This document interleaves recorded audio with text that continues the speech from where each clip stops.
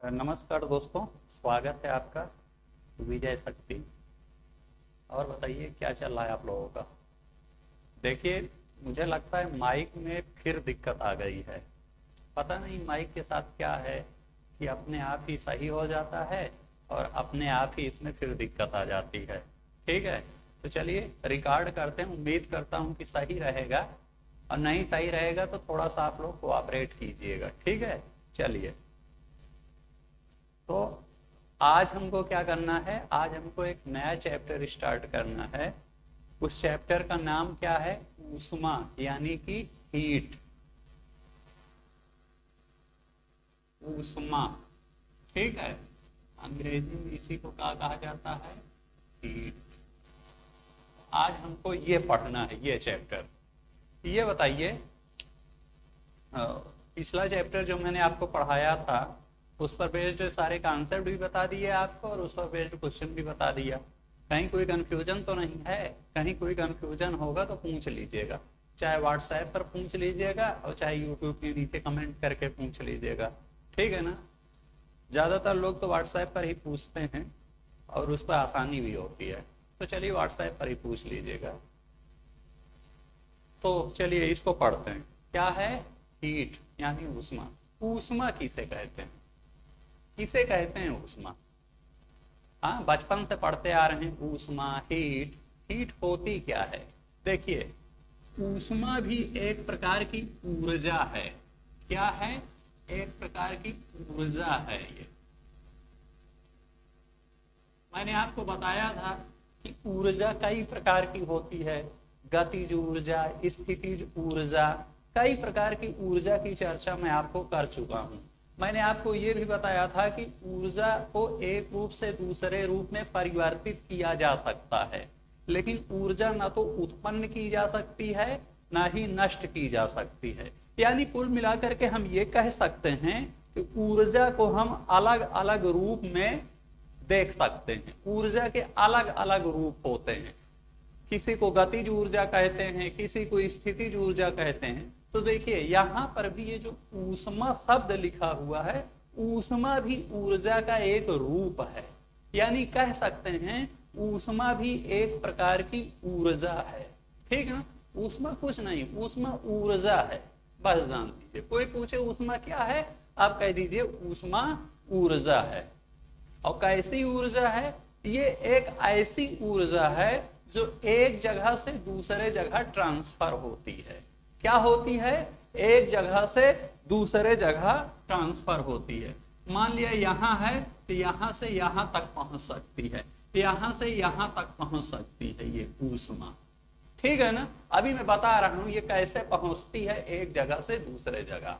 ठीक, तो कुल मिलाकर ऊष्मा क्या है? एक प्रकार की ऊर्जा है।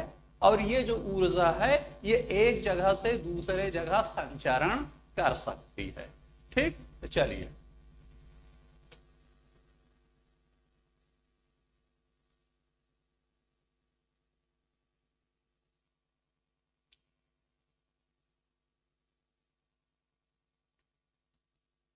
ऊष्मा संचरण की विधियां।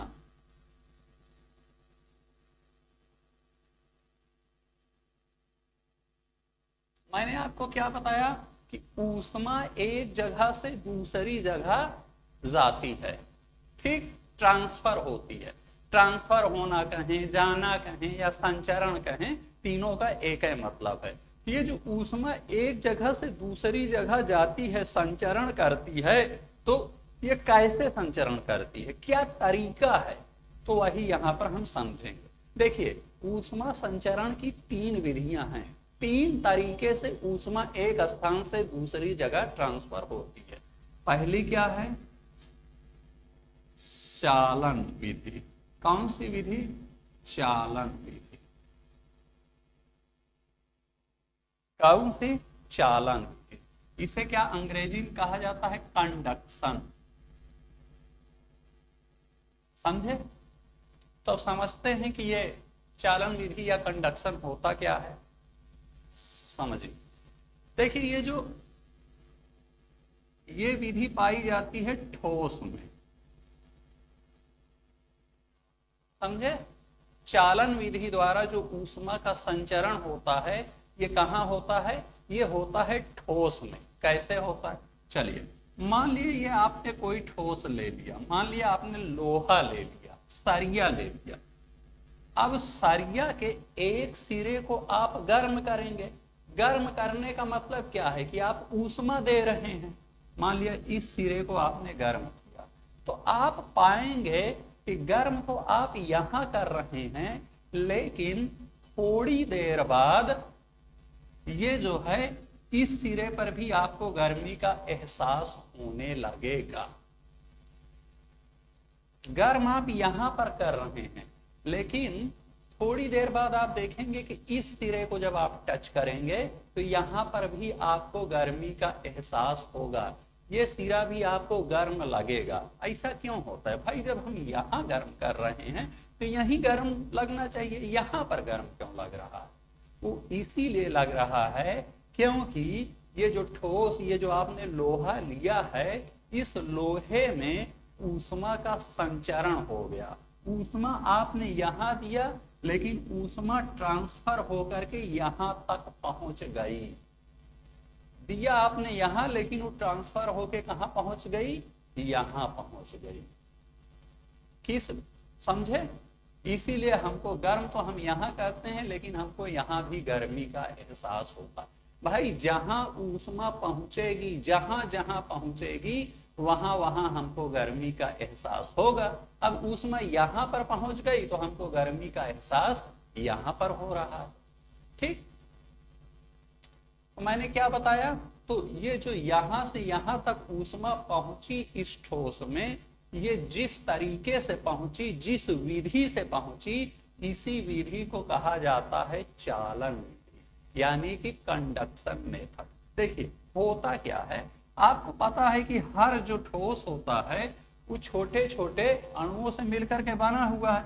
ये लोहा भी ऐसे ऐसे ऐसे ऐसे तमाम अणुओं से मिलकर के बना होगा, ठीक है ना, यहाँ से यहाँ तक। जब हम यहाँ गर्म करते हैं तो इस अणु को, इस वाले सिरे के जो अणु हैं उसको हम हीट देते हैं, यानी ऊष्मा देते हैं। तो पहले इस सिरे, ये सिरा गर्म हुआ, ये सिरा क्या करता है? इसको हीट ट्रांसफर कर देता है। ये वाला फिर अपने आगे वाले को ट्रांसफर कर देता है, ये वाला फिर अपने आगे वाले को ट्रांसफर कर देता है, ये अपने आगे को, ये अपने आगे को, ये अपने आगे को, ये अपने आगे को, ये अपने आगे को, ये अपने आगे को, ये अपने आगे को। यानी कि हीट क्या होती है? यहाँ से शुरू होती है और यहाँ से अपने आगे ट्रांसफर होती है। ये अपने आगे वाले को दिया, अपने आगे वाले ने अपने आगे वाले को, फिर उसने अपने आगे वाले को, और इस तरह यहाँ से शुरू होकर के यहाँ तक पहुंच जाती है। तब आपके दिमाग में ये, आप ये कहेंगे हमसे कि सर ये बताइए, जब इस वाले ने इसको दे दिया, इस वाले ने इसको दे दिया, यानी यहाँ तक पहुंच गई, अब हीट, यहाँ वाली हीट तो यहाँ पर आ गई, तो यहाँ तो ठीक है गर्मी लग रही है, लेकिन यहाँ पर नहीं लगनी चाहिए क्योंकि यहाँ वाली हीट तो यहाँ पर पहुंच गई। आपका बात, आप ये मुझसे पूछेंगे कि सर आप कह रहे हैं कि हीट ट्रांसफर होती जा रही है, जिसको मिल रही है वो अपने पास ना रख करके अगले वाले को दे रहा है। तो ये वाले ने तो अगले वाले को दे दिया, ये वाले ने अगले वाले को दे दिया, उसने अगले वाले को, यहाँ तक आ गई, तो फिर ये वाला सिरा क्यों गर्म लग रहा है? ये ठंडा हो जाना चाहिए, क्योंकि इसके पास तो हीट बची ही नहीं, इसने तो अपने आगे वाले को दे दिया।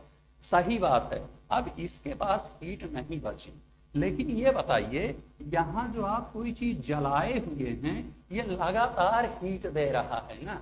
तो मान लिया पहले दिया थोड़ी सी हीट, ट्रांसफर कर दिया, फिर ये दिया ना, क्योंकि यहाँ पर जो चीज जल रही है वो तो लगातार जल रही है ना। तो एक हीट दिया, मान लिया इसके पास क्या, फिर इसने ट्रांसफर कर दिया, अब इसके पास वो वाली हीट नहीं, लेकिन तभी तक इसने दूसरी हीट इसको दे दिया। वो जब तक दूसरा ट्रांसफर किया तब तक इसने तीसरी दे दिया, वो जब तक ट्रांसफर हुई तब तक इसने चौथी दे दिया। समझे? तो इस प्रकार क्या होगा कि आगे हीट ट्रांसफर होती जा रही है और पीछे से ये जो चीज आप जलाए हैं वो देता जाता है। ठीक, इसलिए क्या होता है कि शुरू में तो इतना गर्म है, आप देखेंगे 1-2 सेकंड के लिए, धीरे धीरे ये सिरा भी गर्म हो गया और ये वाला लगातार चूंकि यहाँ से मिलती जा रही है इसलिए ये भी गर्म है। सीधा से एक एग्जाम्पल लेते हैं, तवा का एग्जाम्पल लीजिए। कभी रोटी बनाया है? तवा, तवा कहाँ होता है? आग के पास होता है, समझे? तो आप शुरू में देखेंगे कि सिर्फ बीच में गर्म नीचे गर्म रहता है बस, थोड़ी देर बाद देखेंगे बीच में गर्म हो जाएगा, थोड़ी देर बाद और देखेंगे पूरा तवा गर्म हो जाता है, समझे? इसीलिए क्योंकि सब जगह पहुंच गई कंडक्शन मेथड से, और नीचे से लगातार आग जल रही है ना, नीचे से तो लगातार आग जल रही है, यानी कि नीचे वाले सिरों को दे रहा है और चारों तरफ फैला जा रहा है। ठीक, तो आपको ये समझ में आ गया कि तो इस विधि द्वारा यानी एक को मिलेगा, वो अपने अगले को ट्रांसफर कर देगा, फिर अगला वाला अपने अगले को ट्रांसफर कर देगा। तो इस प्रकार से जो ऊष्मा का ट्रांसफर होता है उसे कहा जाता है चालन विधि, यानी कि कंडक्शन मेथड, समझे? इसमें क्या होता है, ये जो माध्यम के कण हैं वो गति नहीं करते। माध्यम के कण का क्या मतलब है? माध्यम के कण का मतलब यही, जो लोहे के अणु हैं ये गति नहीं करते, ये मूवमेंट नहीं करते कि ये उछल कूद करके ये वाला अणु यहां पर पहुंच जाए। तो आप लिख लीजिए, इसमें क्या होता है कि माध्यम के कण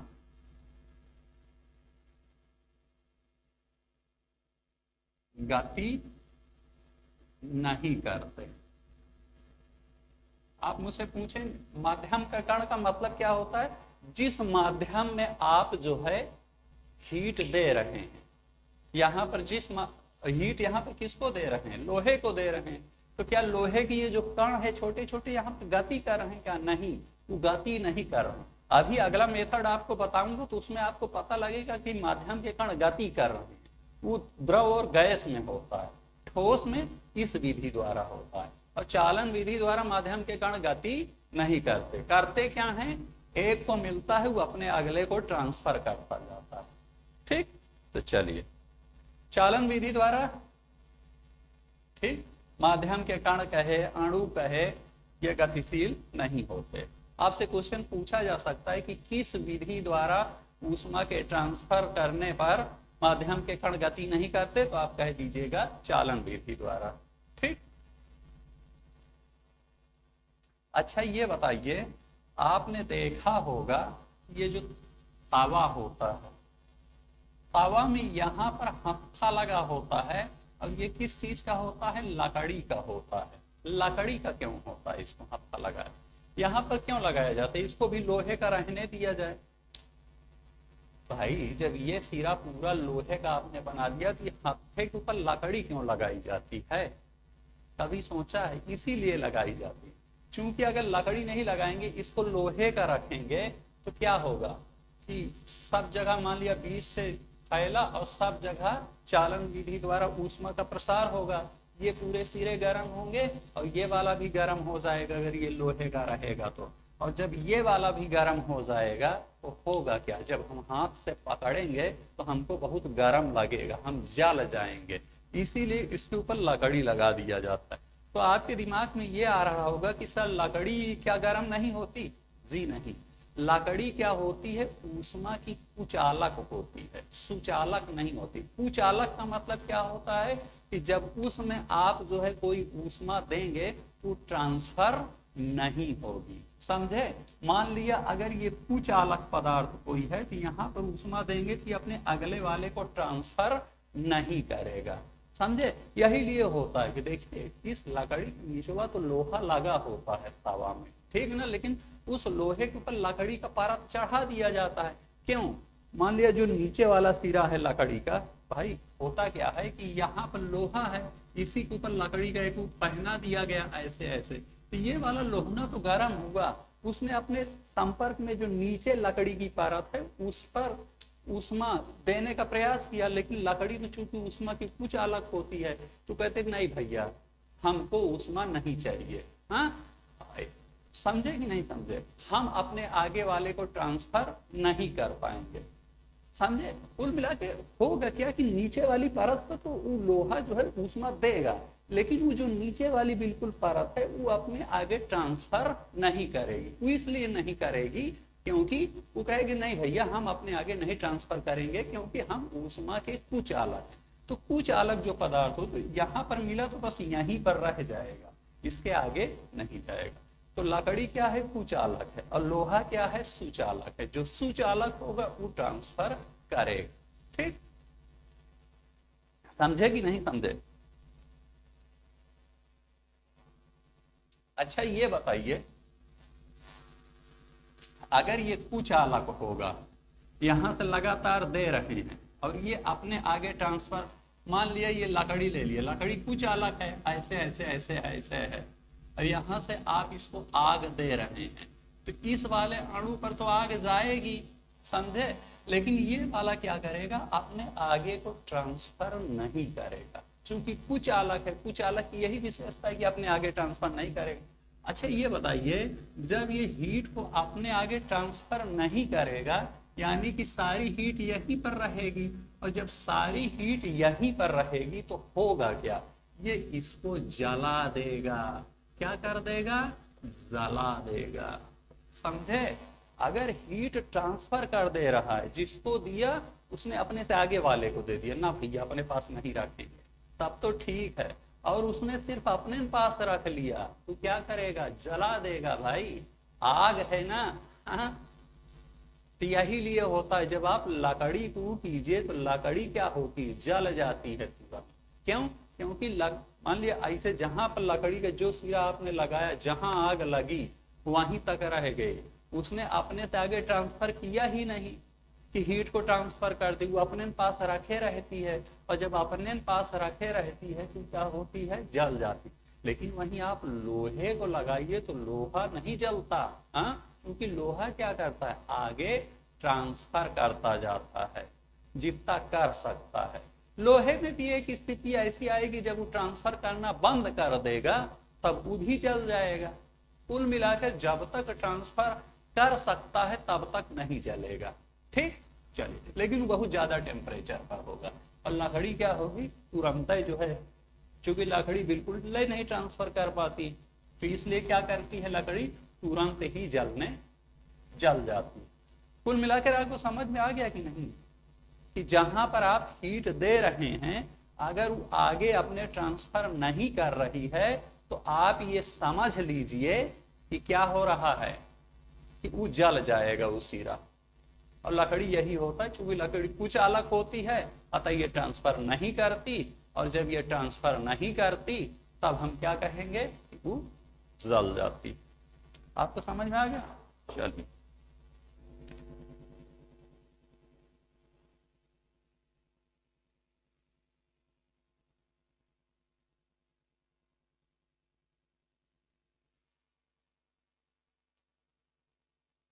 तो चालन विधि कहां पर पाई जाएगी, ठोस में। चलिए, अगली विधि क्या है, संवहन।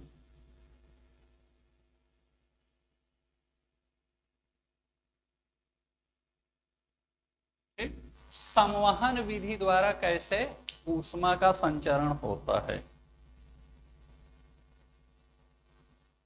इसमें क्या होता है, ये पाया जाता है द्रव में, और वो कहां पाया जाएगा, गैस में, ये विधि। ठीक, पहली चीज, ये जो संवहन विधि में क्या होता है, माध्यम के कण गति करते हैं।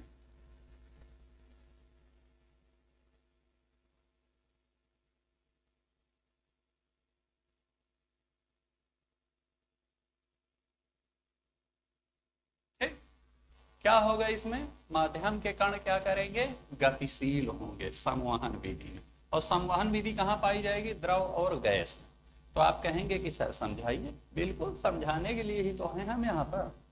मान लीजिए कि ये है बाल्टी, बाल्टी में आपने पानी भरा हुआ है, तमाम ये अणु ऐसे ऐसे ऐसे ऐसे हैं, ठीक है ना। बाल्टी में ये तमाम पानी के अणु ऐसे ऐसे भरे हुए हैं। अब होता क्या है कि कभी जाड़े ओड़े में आप नीचे से आग दे करके इसको गर्म करते हैं। जब आग दे करके गर्म करेंगे आप, ये कोई बर्तन, बाल्टी होगी या कोई बर्तन होगा उसमें पानी भरा, तो ये जो आग देंगे आप, तो तुरंत जो है क्या होगा, ये नीचे के अणु जो है पहले गर्म होंगे, क्योंकि आग नीचे से दी जा रही है। और जब नीचे के अणु पहले गर्म होंगे, तो मैंने आपको क्या बताया था कि गर्म अणु का घनत्व होता है कम। आपको बता चुका हूं पहले कि गर्म अणुओं का घनत्व कम होता है और जो ठंडे अणु होते हैं उनका घनत्व ज्यादा होता है। और मैंने आपको ये भी बताया था कि जिसका घनत्व कम होगा वो ऊपर रहेगा और जिसका घनत्व नीचे होगा वो जिसका घनत्व कम होगा वो ऊपर रहेगा और जिसका घनत्व ज्यादा होगा वो नीचे रहेगा। इतना मैं आपको बताया। तो नीचे वाले चूंकि गर्म हैं यानी उनका घनत्व कम है, तो ये क्या करेंगे, ऊपर आ जाएंगे ऐसे ऐसे। और ये जो है ऊपर वाले चूंकि इनका कम है, ये ठंडे हैं यानी इनका घनत्व ज्यादा है ऊपर वालों का, तो ये क्या करेंगे, नीचे चले जाएंगे। और फिर नीचे से तो चूंकि लगातार चल ही रही है, तो नीचे वाले सारे अणु जैसे जैसे गर्म होंगे ऊपर आ जाएंगे, ऊपर वाले नीचे चलते चले आएंगे, नीचे वाले ऊपर। धीरे धीरे होते करते होगा क्या कि एक समय ऐसा आ जाएगा कि पूरा बाल्टी जो है का पानी गर्म हो जाएगा। अब नीचे वाले भी गर्म हैं, ऊपर वाले भी गर्म हैं। तो अब जो है ऊपर वाले नीचे नहीं आएंगे। ठीक है, नीचे कब तक आएंगे, नीचे तब तक आएंगे ऊपर वाले जब तक ऊपर वालों का घनत्व नीचे वालों से ज्यादा रहेगा। हाँ चलिए, इस तरह से होगा। यानी इसमें हमने क्या कहा कि अणु जो है माध्यम के कण जो है गतिशील है ना, गतिशील है। नीचे वाले ऊपर चले गए, वहां पर गए नहीं थे, वहां पर क्या किया था, हीट को ट्रांसफर किया था। क्या किया था, हीट को ट्रांसफर किया था। जो यहाँ वाले ने को जब हीट मिली थी कि इसको दे दिया, इस वाले ने अपने आगे वाले को दे दिया। ये नहीं कि ये उछल के यहाँ पर पहुंच गया था, नहीं, लेकिन यहाँ पर क्या है, ये उछल करके ऊपर पहुंच गया। समझे? तो अच्छा ये देखिए, कभी आप एक चीज अनुभव कीजिए कि सर्दी के समय में जब आप गर्म करते हैं पानी को, तो आप देखे होंगे कि ऊपरी वाला सिरा जो होता है वो जल्दी गर्म हो जाता है और नीचे हाथ डालिए तो निचले वाला सिरा पानी ठंडा रहता है। शुरू के अगर आप 10-5 मिनट में देखें तो वो क्यों होता है, देखिए जैसे यहाँ नीचे वाले जो अणु गर्म हुए वो उछाल करके ऊपर चले गए। जब ऊपर चले गए तो ऊपर वाला हमको गर्म लगने लगा और ऊपर वालों को इन्होंने नीचे ढकेल दिया, ठंडे वालों को, तो नीचे हमको ठंडा लगता रहता है। बात समझे कि नहीं समझे? होगा क्या, जब यहाँ गर्म करेंगे तो जैसे ये गर्म होगा नीचे वाले अणु पानी के, मैंने क्या कहा कि गर्म होगा तो घनत्व तो कम होगा, घनत्व तो कम होगा तो ऊपर चला जाएगा ना, और ज्यादा घनत्व वालों को ढकेल, ज्यादा घनत्व वाले नीचे आ जाएंगे। तो चूंकि ऊपर वाले जो ठंडे थे वो नीचे आ गए, तो हमको नीचे का पानी ठंडा लग रहा है और ऊपर का पानी हमको गर्म लग रहा है। क्योंकि ऊपर के अणु क्या है, यही नीचे वाले ही तो ऊपर आए हैं गर्मी पा करके। तो कभी आप बेवकूफ बन जाते हैं, आपको लगता है ऊपर ऐसे डालते हैं हाथ और आपको लगता है कि पानी तो गर्म हो गया, लेकिन पानी ऊपरी वाला सिरा बस गर्म हुआ रहता है, नीचे जाके देखिए तो ठंडा रहता है पानी। हाँ, काफी देर बाद क्या होता है कि धीरे धीरे जो है पूरा गर्म हो जाएगा। हाँ, नीचे ढकेलते जाएंगे, एक समय आएगा कि पूरा पानी गर्म हो जाएगा। तो इसलिए आज से जब कभी आप पानी वानी गर्म कीजिएगा तो सिर्फ ऊपर ऊपर नहीं देखिएगा, पूरा देखिएगा। हाँ, नहीं तो फिर जब बाथरूम में बाल्टी ले जाएंगे तो पता चलेगा कि नीचे का पानी तो ठंडा का ठंडा रह गया। समझ गए कि नहीं समझ?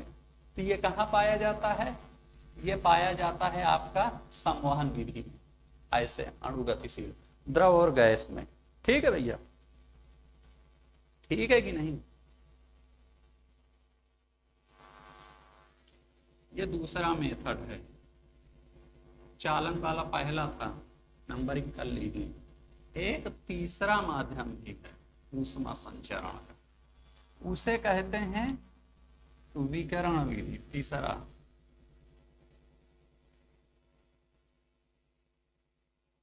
क्या कहा जाता है इसे, विकिरण। इसमें क्या होता है, क्या होता है इसमें वो तो बता दिया आपको अच्छा, वहां पर मैंने आपको द्रव का एग्जाम्पल दिया था, गैस में भी ऐसे ही होता है, समझे। वो जब जियोग्राफी में आप क्लाइमेटोलॉजी पढ़ोगे तो वहां पर आपको पता चलेगा ठंडी हवाएं, गर्म हवाएं कैसे क्या चलती हैं, तो उसमें आप समझ लीजिएगा ऐसे होगा। हाँ, कि गैसों के अणु जब ऊपर की ओर जो है गर्म होकर के ऊपर जाएंगे तो आप समझ जाइएगा कि संवहन विधि की बात कर रहा है। यहाँ पर मैंने यहाँ पर बाल्टी के पानी से आपको द्रव वाले केस में बताया था, लेकिन मैंने वहां पर लिखा था कि ये द्रव में भी होता है और गैस में भी होता है। जब वहां जलवायु विज्ञान आप ज्योग्राफी में पढ़ेंगे तब आपको समझ में आ जाएगा। ठीक, विकिरण, विकिरण विधि द्वारा जो ऊष्मा का संचालन होता है इसमें माध्यम की आवश्यकता नहीं होती। क्या?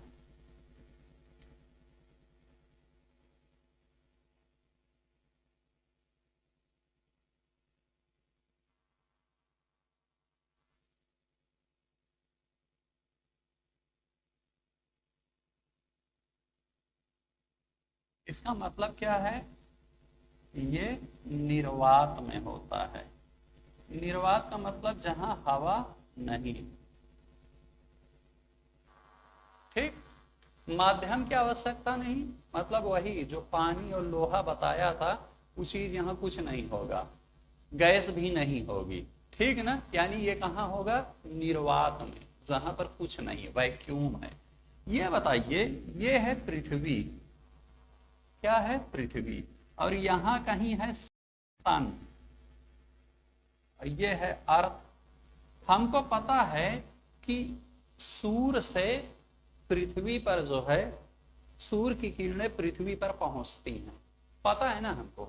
हमको ये भी पता है कि ये जो पृथ्वी है एक ऊंचाई के बाद आप जाएंगे तो आपको अंतरिक्ष मिल जाएगा, यानी कि अंतरिक्ष में कोई माध्यम नहीं है, कोई हवा हुआ नहीं है, तो कोई हवा अंतरिक्ष में नहीं है। एक ऊंचाई तक जाएंगे। आपको मैं जब वहां पर पलायन वेग वो पढ़ा रहा था तो उसमें मैं बताया था कि एक लिमिट के बाद जब आप ऊपर फेंक देंगे तो पृथ्वी नीचे नहीं खींचती, क्योंकि वो अंतरिक्ष में चला जाता है। और अंतरिक्ष में मैंने आपको क्या बताया था कि वहां हवा नहीं होती। ठीक है ना, इसीलिए मैंने आपको ये सब भी बताया था, बहुत सारे वहां पर आपको मैं कॉन्सेप्ट बताया था।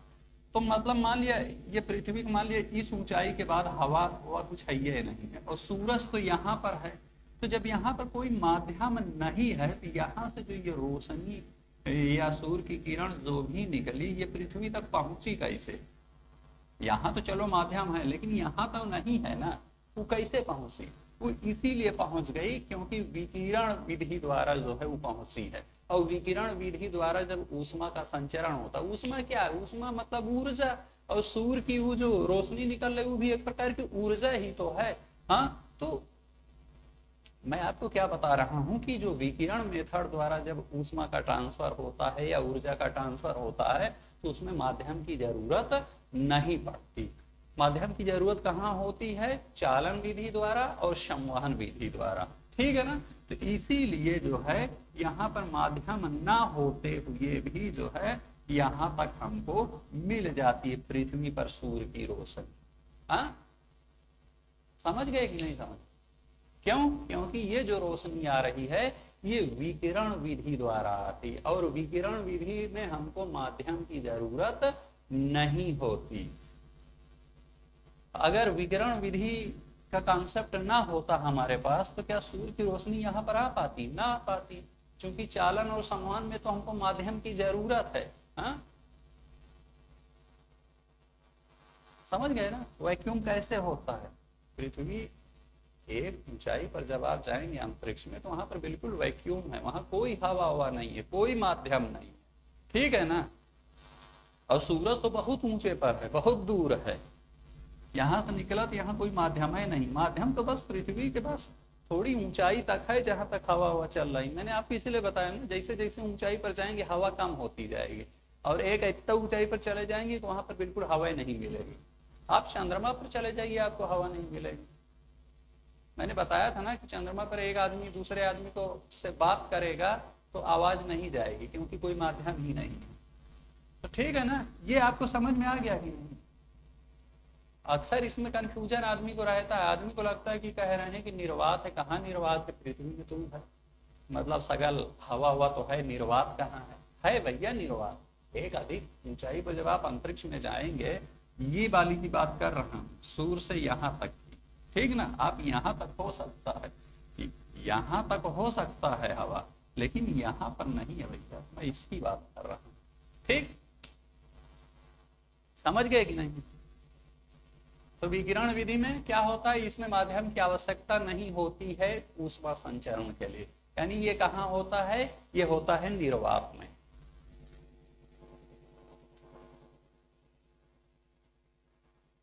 विशिष्ट ऊष्मा, स्पेसिफिक हीट,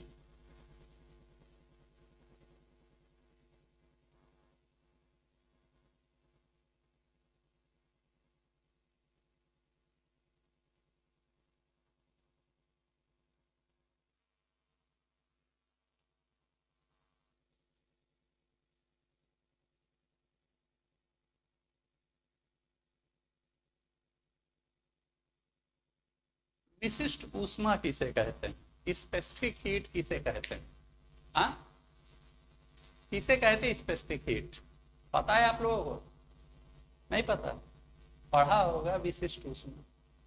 ये बताइए किसी भी चीज को जब गर्म करेंगे तो उसका तापमान बढ़ेगा, पता है कि नहीं, यानी कि किसी भी चीज को जब ऊष्मा देंगे, गर्म करना मतलब ऊष्मा दे रहे हैं, तो जब किसी भी चीज को ऊष्मा देंगे तो उसका तापमान बढ़ेगा, किसी भी चीज को, इतना तो आपको क्लियर है। तो वही चीज यहाँ पर है।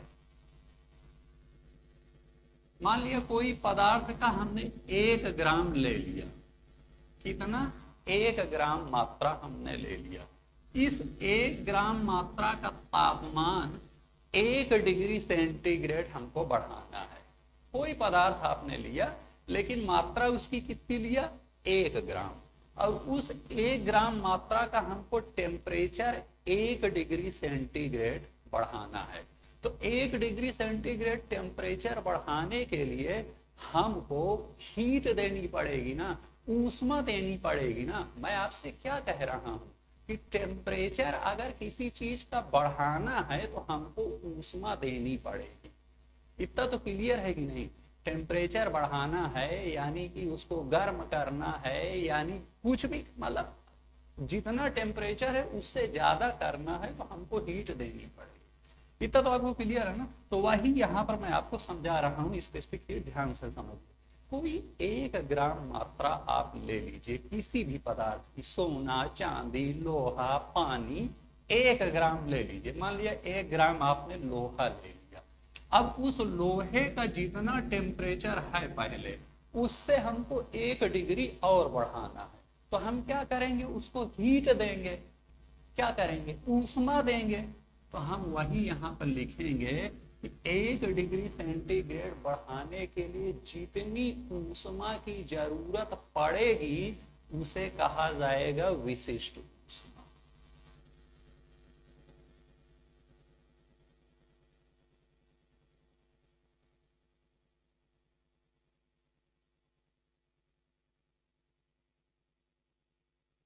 समझ गए, किसी पदार्थ की 1 ग्राम मात्रा का तापमान 1 डिग्री सेंटीग्रेड बढ़ाने के लिए दी गई ऊष्मा को हम विशिष्ट ऊष्मा कहेंगे। समझ गए। मान लिया हमको 1 ग्राम सिल्वर है, उसका तापमान, अब 1 ग्राम हमने सिल्वर ले लिया, अब उस सिल्वर का तापमान हम 1 डिग्री सेंटीग्रेड बढ़ाना चाहते हैं, तो हम ऊष्मा देंगे उसको, और जब ऊष्मा देंगे तो हम चेक करते रहेंगे, मशीन लगी होगी कि 1 डिग्री बढ़ा कि नहीं। तो जब 1 डिग्री बढ़ जाएगा, मान लिया ये है कितना, कहीं 1 ग्राम सिल्वर का मान लिया 10 डिग्री है, 10 डिग्री सेंटीग्रेड इसका टेम्परेचर पहले है, हमको इसका करना कितना है, 11 डिग्री सेंटीग्रेड। 1 ग्राम सिल्वर है, तापमान अभी है ये 10, और हमको इसको करना है 11, तो हम क्या करेंगे, 10 से 11 करना यानी टेम्परेचर बढ़ाना है, तो हम क्या करें, इसको कुछ हीट दे दें, कुछ ऊष्मा दे दें।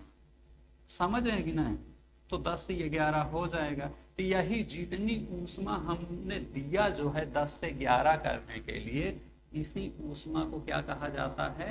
विशिष्ट ऊष्मा। समझ रहे हैं? मान लिया हमने सिल्वर की जगह 1 ग्राम कॉपर ले लिया, तांबा ले लिया। अब तांबे का हम 1 डिग्री सेंटीग्रेड टेम्परेचर बढ़ाना चाहते तो चेक कर लेंगे कि तांबे का 1 डिग्री सेंटीग्रेड बढ़ाने के लिए कितनी ऊष्मा की जरूरत पड़ेगी। जो ऊष्मा की जरूरत पड़ेगी उसे हम कहेंगे वो तांबे की विशिष्ट ऊष्मा है। मान लिया हमने लोहे का 1 डिग्री, लोहे की 1 ग्राम मात्रा, मात्रा भी याद रखिए, मात्रा कितनी लेनी है? 1 ग्राम लेनी है। कितनी लेनी है? 1 ग्राम। और टेम्परेचर कितना बढ़ाना है? 1 डिग्री सेंटीग्रेड। समझे? 1 ग्राम मात्रा 1 डिग्री सेंटीग्रेड, इसमें कंफ्यूज मत होइएगा। ठीक, तो मान लिया लोहे का हमको देखना है कि 1 ग्राम लोहे की मात्रा का टेम्परेचर 1 डिग्री सेंटीग्रेड बढ़ाने के लिए जितनी ऊष्मा देनी पड़ेगी नाप लेंगे, तो उसी ऊष्मा को विशिष्ट ऊष्मा कह देंगे। अब मान लिया हमको पानी का पता करना है कि 1 डिग्री सेंटीग्रेड हमको पानी का बढ़ाना है। ठीक है ना? कितना बढ़ाना है? 1 डिग्री सेंटीग्रेड। 1 ग्राम पानी है। अब इस 1 ग्राम पानी का टेम्परेचर हम 1 डिग्री सेंटीग्रेड बढ़ाना चाहते, तो देख लेंगे जितनी ऊष्मा की जरूरत पड़ेगी उसे कहा जाएगा पानी की विशिष्ट ऊष्मा। जिस पदार्थ का रखेंगे, सिल्वर का रखा, कॉपर का रखा, लोहे का रखा, पानी का रखा, जिस पदार्थ की भी हमने 1 ग्राम मात्रा ले लिया और उसका 1 डिग्री सेंटीग्रेड बढ़ाने के लिए चेक किया, हम कह देंगे वो उसकी विशिष्ट ऊष्मा है। यहाँ सिल्वर की बात कर रही थी, सिल्वर की बात कर रहे थे, तो जो वहां पर ऊष्मा की जरूरत पड़ी थी हम कहेंगे वो सिल्वर की विशिष्ट ऊष्मा है। कॉपर वाले में अगर चेक करेंगे तो हम कह देंगे वो कॉपर की विशिष्ट ऊष्मा है। पानी वाले में चेक करेंगे तो कहेंगे पानी की विशिष्ट ऊष्मा है। तो ये देखा गया है कि जो पानी की विशिष्ट ऊष्मा होती है वो क्या होती है? क्या होती है? सबसे ज्यादा होती है। पानी की विशिष्ट ऊष्मा सबसे ज्यादा होती है। यानी कि पानी की 1 ग्राम मात्रा का तापमान 1 डिग्री सेंटीग्रेड बढ़ाने के लिए हमको सबसे ज्यादा ऊष्मा की जरूरत पड़ेगी। ये चेक किया गया। हाँ भाई, कॉपर लगाया गया, सिल्वर लगाया गया, और भी चीजें लगाई गई, पानी लगाई गई, और सब में हमने बारी बारी से चेक किया, तो हमने ये पाया कि पानी वाले केस में सबसे ज्यादा हमको ऊष्मा की जरूरत पड़ी थी। यानी हम ये कहेंगे कि पानी की विशिष्ट ऊष्मा सबसे ज्यादा है।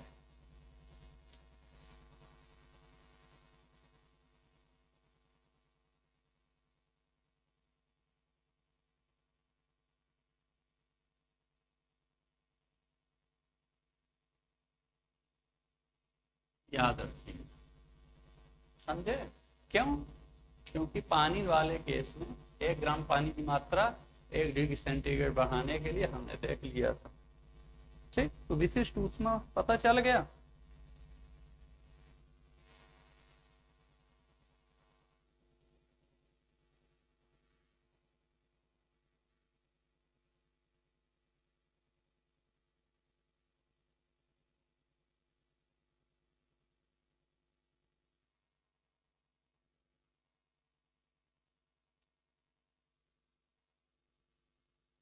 गुप्त ऊष्मा,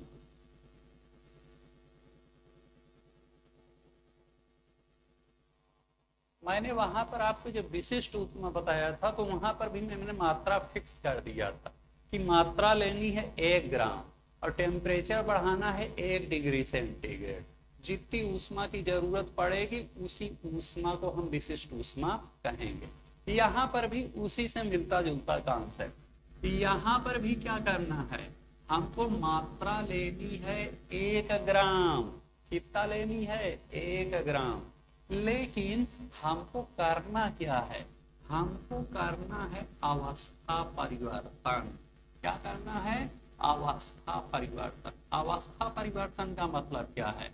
मान लिया अगर ठोस है तो उसको चेंज करना है द्रव में, मान लिया द्रव है तो उसको चेंज करना है गैस में। भाई ये ठोस अवस्था है, इसको द्रव अवस्था में चेंज करना, ये द्रव अवस्था है, इसको गैस अवस्था में चेंज करना। कुल मिलाकर के गुप्त ऊष्मा कहते क्या है? किसी पदार्थ की 1 ग्राम मात्रा के अवस्था परिवर्तन करने के लिए जितनी ऊष्मा की जरूरत पड़ेगी उसे गुप्त ऊष्मा कहेंगे। यानी कि मान लिया कोई 1 ग्राम ठोस है, क्या है? 1 ग्राम ठोस है, उस 1 ग्राम ठोस को हमको बदलना है 1 ग्राम द्रव में। तो हम चेक कर लेंगे कि हमको कितनी ऊष्मा देनी पड़ी। इतना तो आपको पता ही होगा कि ठोस को अगर आप ऊष्मा देंगे यानी गर्म करेंगे तो द्रव में चेंज हो जाएगा, और द्रव को ऊष्मा देंगे यानी गर्म करेंगे तो गैस में चेंज हो जाएगा। भाई पानी को लगातार आप गर्म करते रहिएगा तो एक समय बाद पूरा गैस यानी भाप बन के उड़ जाता है ना।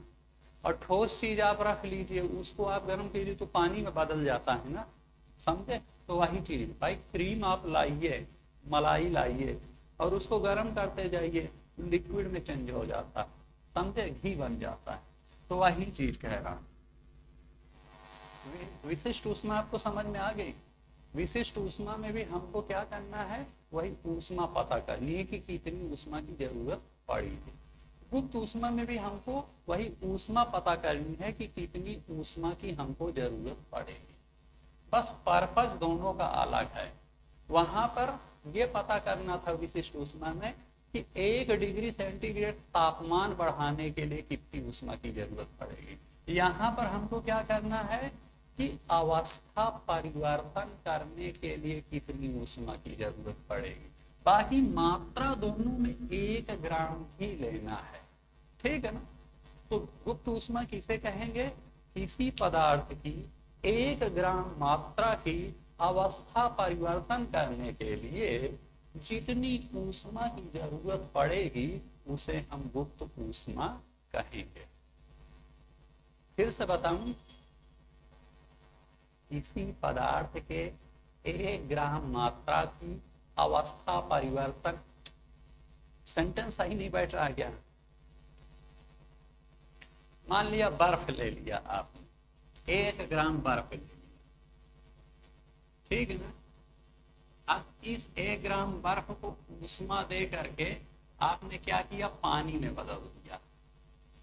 1 ग्राम पानी आ गया है, 1 ग्राम बर्फ है, 1 ग्राम पानी। तो अच्छा, बर्फ को पानी बदलने के लिए ऊष्मा देनी पड़ी होगी ना, गर्म करना पड़ा होगा। तो यही जो जितनी ऊष्मा देनी पड़ी है इसी ऊष्मा को कहा जाता है गुप्त ऊष्मा। अब मान लिया इस 1 ग्राम पानी को हमको 1 ग्राम भाप में बदलनी है। भाई पानी को गर्म करेंगे तो भाप में बदल जाएगा, तो भाप में बदलने के लिए हमको क्या देनी पड़ी होगी? ऊष्मा देनी पड़ी होगी ना। तो यही जितनी ऊष्मा देनी पड़ी इसे कहा जाता है गुप्त ऊष्मा। क्या कहा जाता है? गुप्त ऊष्मा। समझे? बर्फ को पानी में बदलना है तब भी गुप्त ऊष्मा की जरूरत पड़ेगी, और पानी को भाप में बदलना है तब भी गुप्त ऊष्मा की जरूरत पड़ेगी। यहाँ पर चूंकि बर्फ को पानी में बदलना था तो कहे कि ये बर्फ की गुप्त ऊष्मा है। यहाँ पर पानी को भाप में बदलना था तो हम क्या कहेंगे कि ये पानी की गुप्त ऊष्मा है। समझे? तो होता क्या है, जो एक खोज किया गया है, कहा गया है कि यहाँ पर हमको 80 कैलोरी ऊष्मा की जरूरत पड़ती है।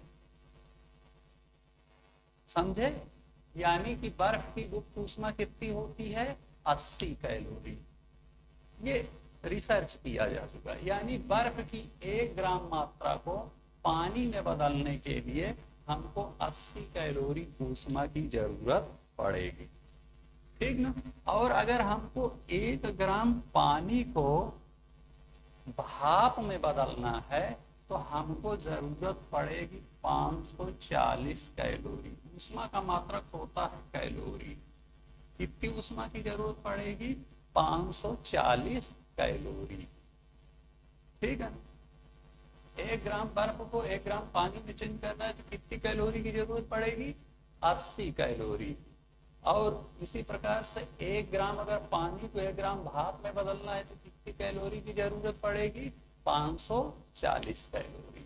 यानी पानी से अगर भाप बनाना है तो हमको ज्यादा ऊष्मा चाहिए, और अगर हमको बर्फ से पानी बनाना है तो अपेक्षाकृत कम चाहिए। वहां 80 कैलोरी में बर्फ से पानी बन जाएगा, लेकिन पानी को भाप बनाना है तो 540 कैलोरी की हमको जरूरत पड़ेगी। और यही जो जरूरत पड़ेगी इसी को कहा जाता है गुप्त ऊष्मा। समझ गए? अवस्था परिवर्तन की बात आए तो गुप्त ऊष्मा, और 1 डिग्री सेंटीग्रेड टेम्परेचर बढ़ाने की बात आए तो विशिष्ट ऊष्मा। बस 2 चीज याद रख लीजिए, जहां भी अवस्था परिवर्तन की बात होगी, ठोस को द्रव में, द्रव को गैस में, आप सीधा कॉन्सेप्ट लगाइएगा कि गुप्त ऊष्मा की बात की जा रही है। और जहां टेम्परेचर परिवर्तन की बात होगी, अवस्था परिवर्तन की नहीं, 1 डिग्री सेंटीग्रेड टेम्परेचर बढ़ाने की बात होगी, आप तुरंत दिमाग लगा लीजिएगा कि विशिष्ट ऊष्मा की बात कही जा रही है। और मात्रा दोनों में हमको किस पे कैलकुलेट करना है? 1 ग्राम मात्रा पर। ठीक, चलो। अच्छा, कभी कभार ये कह देता है कि बर्फ से भाप में बदलना है, 1 ग्राम बर्फ से 1 ग्राम भाप में बदलने के लिए हमको कितना, कुल ऊष्मा हमको कितना देनी पड़ेगी? कह रहा है कि हमको 1 ग्राम बर्फ को भाप में चेंज करना है तो हमको कुल कितनी ऊष्मा देनी पड़ेगी? देखिए, बर्फ डायरेक्ट भाप में चेंज नहीं होगी, बर्फ पहले चेंज होगी पानी में, फिर पानी बनेगा भाप। तो हम देख लेते हैं, बर्फ को पानी बनाने के लिए 80 देनी पड़ेगी, उसी पानी को भाप बनाने के लिए 540 देनी पड़ेगी। यानी कि कुल कितनी देनी पड़ेगी? 80 प्लस 540 बराबर 620। समझे कि नहीं? 80 प्लस 540 बराबर कितना? 620। समझ गए? डायरेक्ट नहीं होगा कि बर्फ डायरेक्ट भाप में बन जाएगी, बर्फ पहले पानी में चेंज होगी, फिर वो पानी भाप में चेंज होगा। तो बर्फ को पानी में चेंज करने के लिए 80 देनी पड़ेगी, और फिर उस पानी को भाप में चेंज करने के लिए 540 और देनी पड़ेगी। यानी कि हम क्या कह सकते, कुल कितनी देनी पड़ेगी? 620। ठीक। अच्छा, मैंने आपको क्या बताया कि बर्फ डायरेक्ट जो है भाप में नहीं चेंज हो पाएगी, लेकिन याद रखिए कुछ पदार्थ ऐसे होते हैं जो डायरेक्ट ठोस से गैस में चेंज हो जाते हैं, ठोस से डायरेक्ट गैस में चेंज हो जाते हैं। ऐसे पदार्थों को क्या कहा जाता है? ऊर्ध्वपातित पदार्थ। क्या कहा जाता है? ऊर्ध्वपातित पदार्थ। ऊर्ध्वपातित पदार्थ क्या होते हैं? जो ठोस से डायरेक्ट गैस में चेंज हो जाते हैं। ये ठोस से द्रव में नहीं आते, ये ठोस से डायरेक्ट गैस में चेंज हो जाते हैं। हालांकि एक चीज आपको बताऊं, प्रोसीजर इसमें भी वही होता है, ठोस से लिक्विड, लिक्विड से गैस। लेकिन ठोस से लिक्विड, लिक्विड से गैस जो होता है, मतलब अब क्या आपसे मैं बताऊं जो है कि ठोस से लिक्विड आने में तो पता चलता है, लेकिन लिक्विड से कब गैस हो गया वो पता ही नहीं चलता।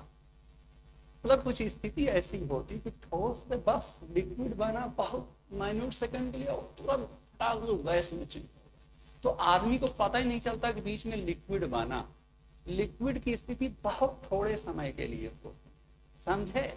मान लिया कि 20 कैलोरी देने पर वो लिक्विड बना और बस एक और बढ़ा देंगे, 21वां जैसे पहुंचा वो गैस में चेंज होगा, तो एक वो अपने आप प्राप्त कर लेता है। चलिए छोड़िए, वो मैकेनिज्म में नहीं चलते, इतना इसलिए बता दिया कि कभी कोई फंसा सकता है तो आप कहिएगा कि हाँ ऐसा कुछ होता है, बाकी हम इतना जान लीजिए, आपसे ये पूछेगा कि ऊर्ध्वपाती पदार्थ किसे कहते हैं, आप कह दीजिएगा कि ऐसे पदार्थ जो ठोस से डायरेक्ट गैस में चेंज हो जाएं।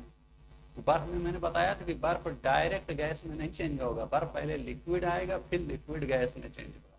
तो यहाँ पर मैं क्या बता रहा हूँ कि जो ठोस से डायरेक्ट गैस में चेंज हो जाए उन्हें क्या कहेंगे, ऊर्ध्वपाती पदार्थ। उदाहरण आप पूछेंगे क्या, उदाहरण में रख दीजिए कपूर। क्या, कपूर। कभी आपके यहाँ भागवत कथा वथा हुई है, वहां पर कपूर जलाया जाता है। कपूर ठोस होता है और आप देखेंगे कि एक स्थिति ऐसी आती है कि पूरा कपूर जो है गैस बन करके उड़ चुका होता है। तो कपूर क्या है, ऊर्ध्वपाती पदार्थ है। कपूर क्या होता है, ठोस से डायरेक्ट गैस में चेंज हो जाता है। जब इसको ऊष्मा देंगे कपूर को, तो ऐसा नहीं होगा कि कपूर पहले लिक्विड में आपको दिखे फिर लिक्विड गैस में दिखे, ऐसा नहीं। कपूर डायरेक्ट जो है, अगर कपूर को आप हीट देंगे, ऊष्मा देंगे यानी जलाएंगे, तो डायरेक्ट गैस में चेंज हो जाएगा। ठीक, चलिए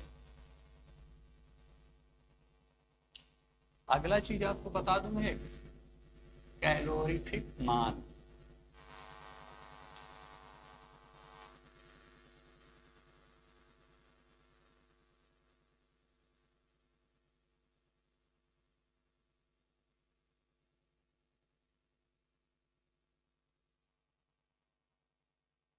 कैलोरीफिक मान या कैलोरीफिक वैल्यू किसे कहते हैं, कैलोरीफिक वैल्यू। कैलोरीफिक मान या कैलोरीफिक वैल्यू किसे कहते हैं।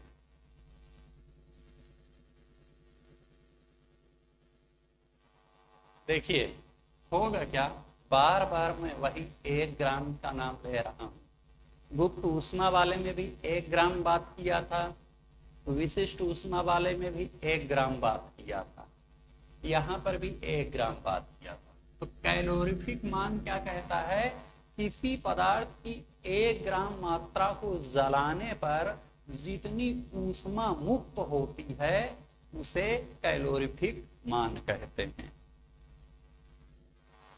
क्या मात्रा कितनी है, 1 ग्राम। इसको हम जला रहे हैं, तो जलाने पर क्या होगा, कुछ ऊष्मा मिलेगी या कुछ ऊष्मा या ऊर्जा मिलेगी कि नहीं। भाई किसी चीज को, मान लिया आप लकड़ी जलाते हैं तो क्या होता है, ऊष्मा मिलती है कि नहीं, ऊर्जा मिलती है, उसी ऊर्जा से तो खाना बनता है ना। किसी भी चीज को आप जलाएंगे तो ऊष्मा मिलेगी, और ऊष्मा क्या है, ऊष्मा एक प्रकार की ऊर्जा है। ठीक, चलिए तो कैलोरीफिक वैल्यू क्या होती है, कैलोरीफिक मान किसे कहते हैं, किसी पदार्थ की आप 1 ग्राम मात्रा ले और उसको जलाइए, तो जितनी ऊष्मा निकलेगी उससे, ऊष्मा की उस मात्रा को ही हम क्या कहते हैं, कैलोरीफिक मान। और ये हर की अलग अलग होगी। अगर आप लकड़ी जलाएंगे तो पता चलेगा कुछ ऊष्मा निकल रही है। लकड़ी की जगह मान लिया आपने कागज जला दिया, कुछ ऊष्मा निकल रही है। पेट्रोल जलाया, कुछ ऊष्मा निकल रही है। डीजल जलाया, कुछ ऊष्मा निकल रही है। भाई डीजल पेट्रोल भी तो बाइक के अंदर जलता है ना, पहले पहले हमको आपको दिखे ना, लेकिन उसके अंदर जलता है। जलने के बाद क्या होता है, उससे ऊष्मा निकलती है। ऊष्मा क्या है, एक प्रकार की ऊर्जा है, और उसी ऊर्जा की वजह से बाइक और कार चल पाती है, क्योंकि चलने के लिए ऊर्जा चाहिए। ठीक है ना। जब हम अपने आमने सामने क्या कर, जब हमको खाना बनाना होता है तो लकड़ी में क्या करते हैं, आग जलाते हैं। आग जलाने से क्या हुआ, ऊष्मा उत्पन्न। ऊष्मा क्या है, एक प्रकार की ऊर्जा है। उसी ऊर्जा को पा करके तो जो उसके ऊपर बटन उटरी रख देते हैं तो हमारा खाना पक जाता है। कहीं भी हो, बाइक के अंदर हो, फैक्ट्री हो या लकड़ी हो, उसको जलाने पर कितना जान लीजिए कि ऊष्मा मुक्त होगी। हाँ, कुछ पदार्थ ऐसे होते हैं जिनको जलाने पर ज्यादा ऊष्मा मुक्त होगी, और कुछ पदार्थ ऐसे होते हैं जिनको जलाने पर ऊष्मा कम मुक्त होगी।